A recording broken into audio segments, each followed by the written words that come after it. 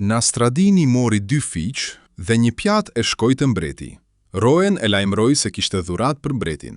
Kur hyri te mbreti, para tij i vuri pjatën dhe pastaj mbi pjatë nxori 2 fiq. Mbreti, edhe pse e dinte se çka janë fiq, e pyeti: "Çka janë këta, Nastradin? Këta janë fiq, i dashuri mbret?" Tha Nastradini. "E çka shërbejnë këta?" pyeti mbreti për ta tallur. "Këta shërbejnë për t'u ngrënë, lart madhëri", tha Nastradini dhe mori njërin fik para syve të mbretit, e futi në gojë dhe e hëngri.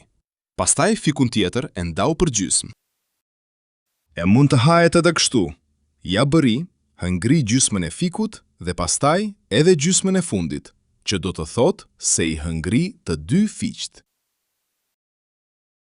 Nëse ju ka pëlqyer ky tregim, jepja notën.